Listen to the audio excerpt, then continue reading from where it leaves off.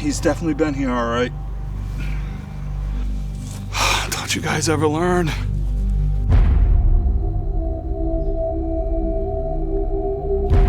Harry Grimstone. Black Dragon knows you've been walking all over and trampling on his turf, and he's not too amused.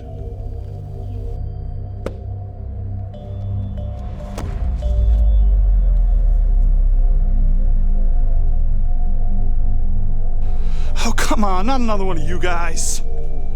Grimstone, this is the day you pay for your actions, once and for all. There'll be nothing left of you when I'm done! Fusare!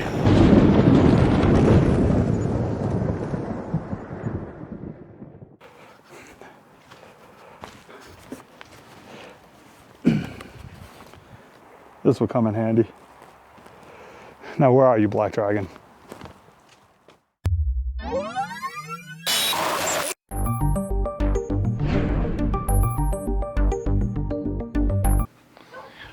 Welcome everybody back to our wonderful channel, Tech Prime Media. Today we're doing more fight sticks, and I got my wonderful Steve Jobs attire on today. So, yeah, it's exciting. So, the Verse Fighter, you remember this thing. This is actually one of the more successful videos on our channel. And this is an awesome controller. If you want to get one, Leaf Cutter Lab still sells them. Go check them out.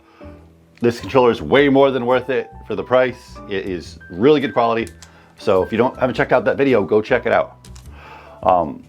And obviously here we have also our standard Hitbox. I've used this for a long time. This is a fairly cheap controller. It was only like 40 bucks on Etsy, and I would definitely recommend replacing some of the parts. It's a great box for the most part. Or if you just want to start off and see what Hitbox is like, go check it out. But one of these things on this table doesn't look like a controller to you, does it? Well, that's because it's a piece of wood. It's wood. Now, it didn't start off like this. We're gonna get into that in a minute. This was literally just a wood box that I got from Michael's because I was inspired when I walked by it, and I was like, you know what? No one's ever made a controller that looks like a book. I think that would be a really cool idea.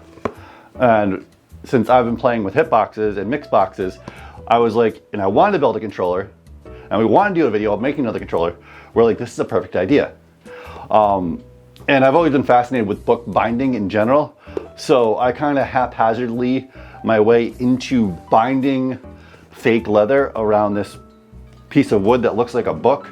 And as you can see, we have our holes already drilled out for the controller parts. So let's get into how this got made, how we got to this point right here, and then we're going to take it a little further.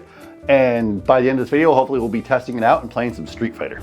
As you can see here, this started off as a very plain wood box with hinges.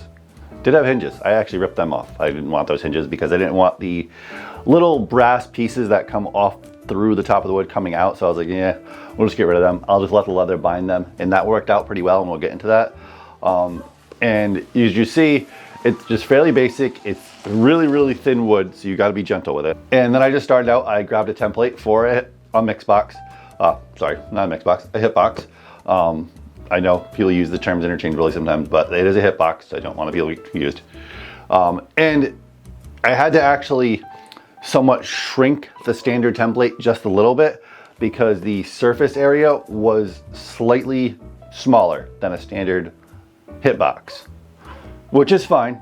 The buttons still worked out, and they're still they worked out just fine. As you can see on the other controller I have, the buttons are fairly close. You know, it isn't a big thing, just as long as it's still ergonomically and you can still use it functionally. That's what it comes down to. So, drilled the holes, and then what I did actually, I drilled the holes with a drill, starting them out just to get a starter, and then I took a drill bit to drill out like a bigger circle, like a wide drill bit. And then from there, because that wasn't exactly to the edge. So, and I didn't really want to damage the wood that much, so I kind of did it in steps. And I would advise anybody, if they did this, do it in steps. It's a lot easier, and you're gonna damage it a whole lot less, and you won't have to start your whole project over again. So then I took a sander on a Dremel and just sanded around the edges to widen the holes just enough to fit the buttons. And what I did was I did a test fit as I was sanding. And There we go. And as you can see, they did actually fit pretty well. We have all the buttons in there. Then we get into, after that, we had to get into actually figure out how I'm gonna make this look like a bound book. And what I did is actually I used rope, cut small strips of rope that I bought and put them across the edge where the spine would be. And the reason why is because that's where usually the book would be sewn together. Well, the spine would be sewn together. And after I did that, glued them on, let that dry, and then I had to stretch the fake leather over it, which I don't have footage for, but you can see it right here. This is the end product. Because it was kind of a pain, we didn't have actually a way to set up to really be filming doing that because it was a lot of trial and error. And it isn't completely great. As you can see, I end up using staples on the inside, which I didn't really want to do. But it was the easiest way I could find to get it to stay properly. The rest of it is actually glued down with Mod Podge, which is actually one of the better glues to actually glue fabric to wood, if you don't know. And if the inside, so you're wondering, how did I make it look like paper? It doesn't look like paper. It might look like that way on camera. If you're up close, it doesn't completely. It has that look of it from afar. What this is actually 3 layers of cardboard. And then white wood filler put over it, left that dry, and then I sanded it and then kind of scraped it to make it kind of look like pages. It didn't completely work out, somewhat. I have a better idea for the next time around. I'm gonna do the same technique, but just slightly different.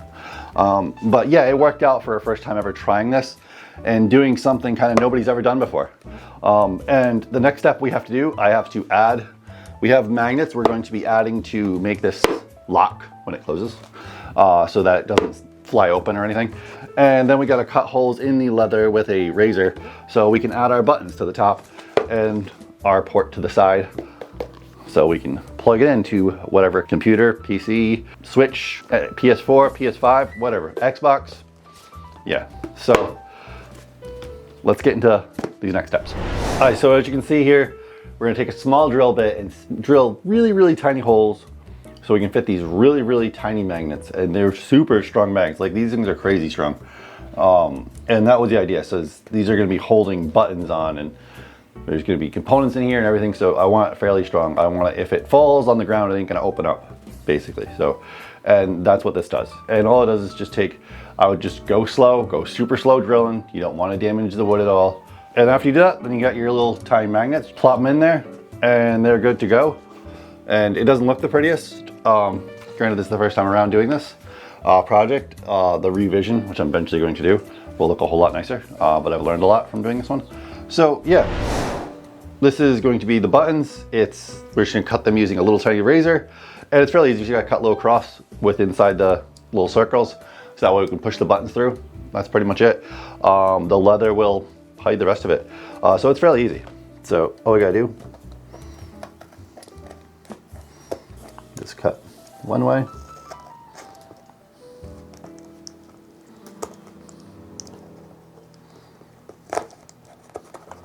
And then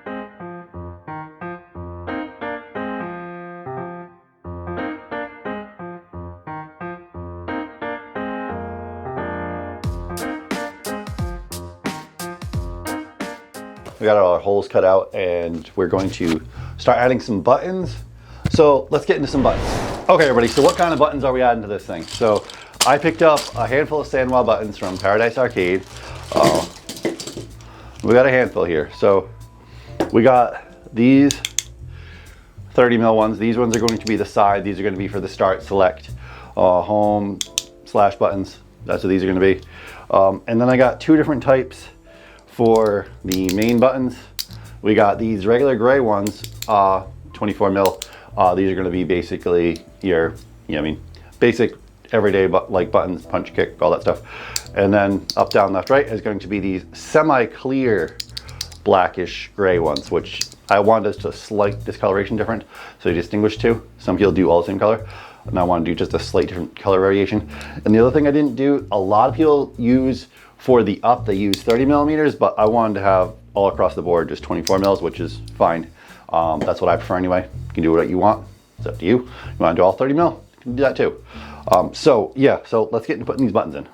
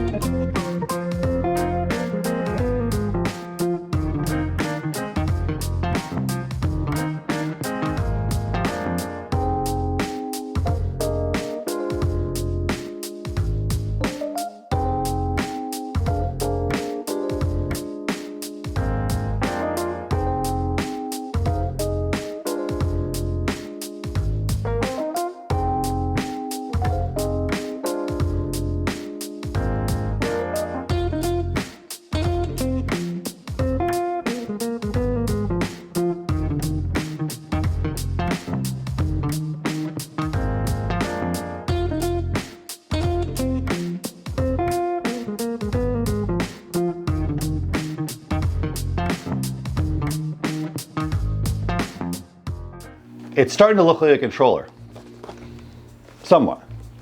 And now we just need our internals. We have all the buttons, we have our USB port, so we have all the things all ready to go. Now what are we going to put in this? So we're going to be using a Brooks Universal Fighting Board, and this is pretty standard for the most part. Most people use these things for making most fight sticks. There's other lag-free ones and stuff you can buy. This is kind of just the standard, and there's actually, this one I believe has the upgrade built into it, but I'm not sure. But I don't have a PS5 anyway, so I'm not really that worried about it, but they do make a module you can add on to this little board, so it actually works natively with a PS5, because I know there is some, or they did a firmware update or something, but either way, this is kind of like it's universal. It is the universal like kind of board everybody goes to. They go for about $100. You can get them on Amazon, so they're really, really cheap. And so we also picked up, just to make our lives a little easier, instead of wiring them up individually, Brooks does sell like a complete wire harness kits for them. So you can just buy, and these things are just a couple bucks. They're super cheap, and it just makes it a lot easier. Not completely, you just still have to wire everything individually and strip wire and stuff.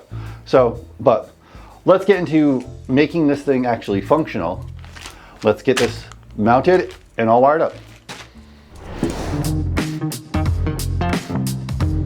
The one thing I want to talk about is that wire harnessing. So, okay, so the wire harnesses I bought were from Brooks, and they're great because you just plug that one piece right into the side of the board and just wire everything together. It comes with one ground. You can just run between all your buttons from P1 to P4 to K1 to K4. And then up, down, left, right, which is where that Hitbox wire harness that I got from Brooks as well came in.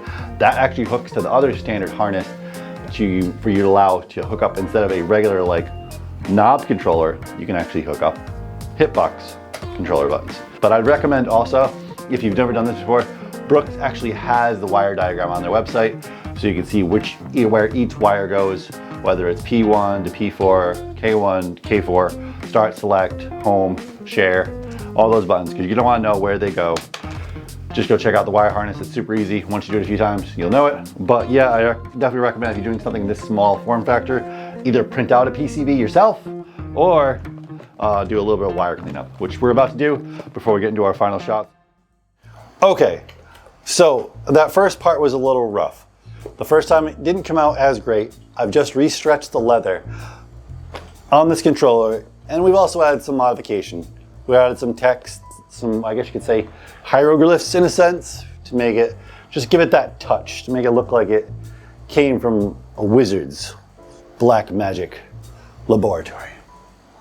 So the final thing, and the inside's also nice and cleaned up as well. Wires are all nice and neat. It could actually be cleaned up a little more. And I might show that technique on the next controller we make, which is actually going to be a whole lot more thinner. And it's going to be done with keyboard switches. So very interesting. That's an upcoming video. That's still a while down the road. Really hoped you enjoy the intro. It's really fun to film. But as far as this controller, well, it needs a real world test. So let's play some fighting games. And not anything new. I mean, new ones are good. That's what I play most time. Guilty Gear, Under Night Inverse. But we're talking about the classics. Street Fighter. Street Fighter Third Strike. So let's head over to the TV. Let's over to the PS4. And let's have a real verse match between me and Grim. All right, go ahead. All right, guys. So now the controller's complete. Let's try it out in a match in some classic Street Fighter. Classic Street Fighter meaning classic Street Fighter Third Strike. It's one of the best games. We're playing PS4, the collection for Street Fighter. Really great collection. If you've not picked it up, it's actually a lot of fun. It's on pretty much most consoles and computers. So let's give it a shot. And me and Grim are old rivals in fighting games. So let's see how this goes.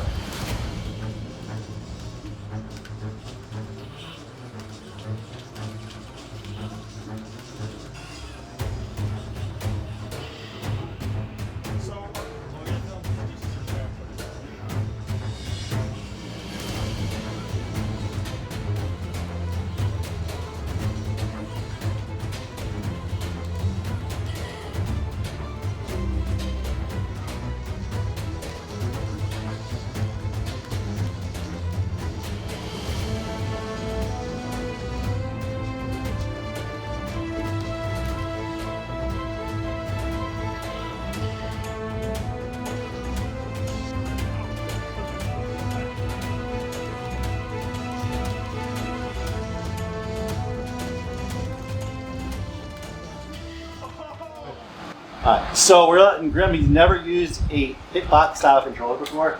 This will be a first time, and it's just to really show. It's a really steep learning curve, but once you get there, it's actually a lot. It's really worth it.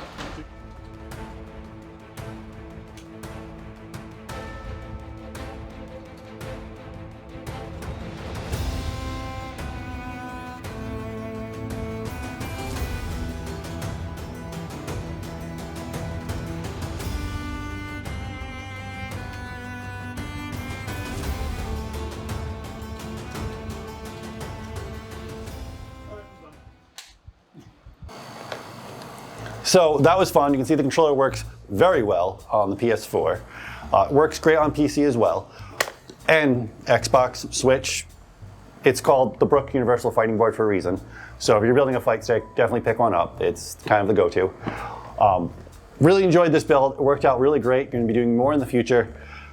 And hope you enjoy. At the end of this video, there's going to be some outtakes of that intro that we did. We had a lot of fun filming it, and there's going to be more intros like that. More like cinematic, goofy-ish, somewhat cringe, stuff like that. It's a lot of fun. It's kind of in a step in a different direction than we used to do with our game smashes a long time ago. Hope you enjoy them and prepare for kind of a long storyline between the Grimstone and the Black Dragon.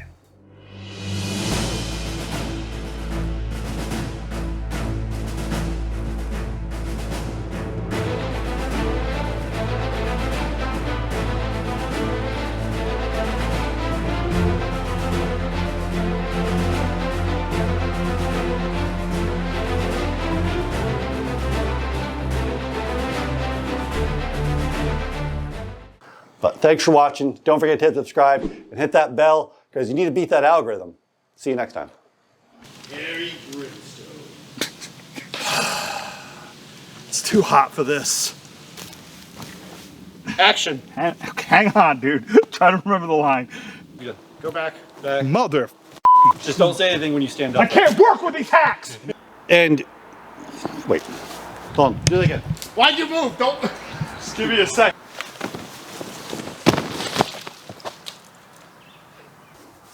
Wait a minute, was I saying something? Action. Oh, we were way off.